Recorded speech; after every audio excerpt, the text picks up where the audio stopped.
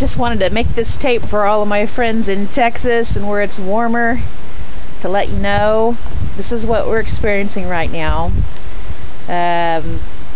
They just closed my husband's work for the first time, and I don't even know if they've ever done it before for the weather. But anyway, what you see is the first of a supposedly 2-day storm. We're supposed to get between 18, anywhere from 12 to 20 inches.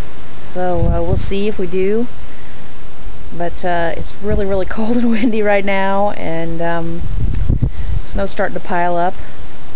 I'll give you a shot of our property so you can see it, but be glad you're down south where it's warm, guys, because it sure does stink here right now. So here's what we're doing. There's the backyard,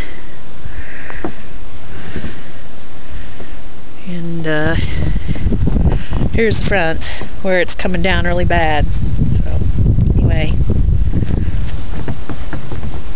be glad you're in a warm spot. Take care. Bye-bye.